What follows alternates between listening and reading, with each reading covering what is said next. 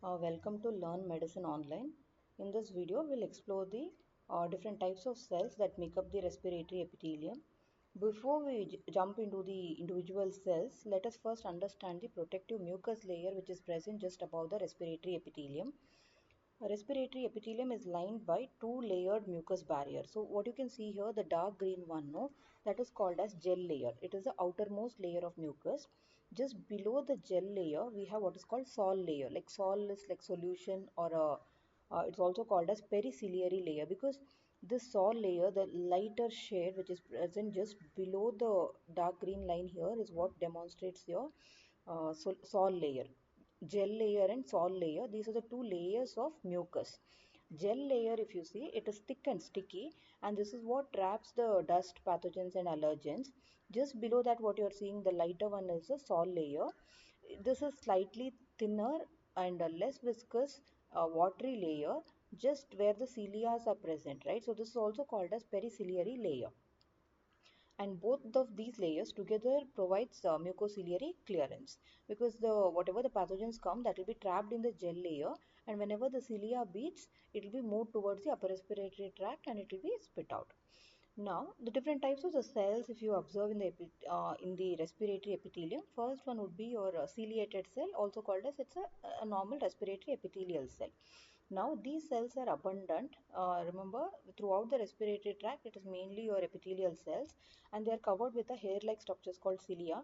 They beat and they propel the mucus along with the trapped particles towards the throat for removal. Along with that, next to that, you can see what is your goblet cell. Goblet cell is the one which produces mucin. Mucin is nothing but a protein. Once it is released out, no, it will combine with water and forms mucus. So whatever I was telling, the mucus layer, no, that is formed by this goblet cell and submucosal glands. Goblet cell produces mucin, and mucin, once it combines with water, that is when it forms a gel-like mucus, and they also will help in trapping the inhaled particles like bacteria, smoke or any dust particles also. And you can see one small cell here, that is your basal cell, and these are located very close to the base of the epithelial cells, and whenever any injury or damage happens to these epithelial cells or other cells, this basal cell is almost similar to a stem cell that can replace all these lost cells at the time of injury. So it mainly helps in restoring the epithelium. And what you can see here, the red color would be the club cells. Remember, club cell is also called Clara cell, and this club cell is present in the bronchioles mainly.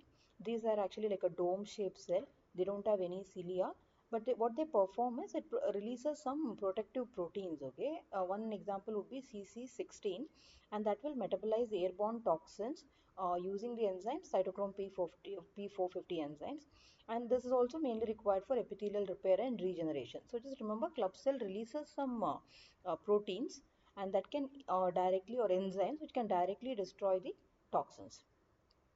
And here what you can see here, this cell is a ionocyte. Okay, ionocyte is a more recently discovered cell.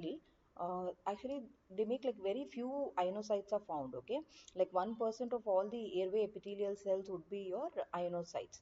And this, and why it has gained a lot of importance is because in cystic fibrosis patients, we all know it is a CFTR gene which is affected, the channels are affected, right? And these ionocytes are very rich in CFTR channels. So in the next video, I'll explain what is the function of CFTR and what exactly this ionocyte does. But just remember now, ionocyte, this CFTR channel, what it does is it takes the chloride and also water along with this, and here the salt-like layer or a mucus hydration is mainly maintained by this ionocyte.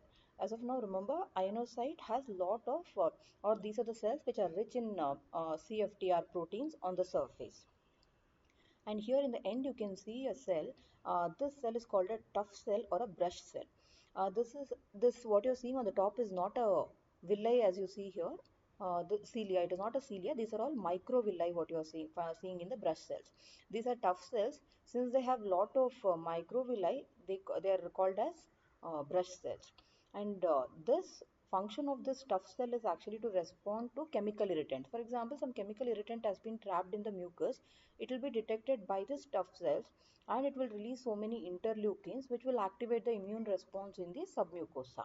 So it coordinates, like for example in asthma and allergies and all, no, like the inflammation is mainly because of tough cells there.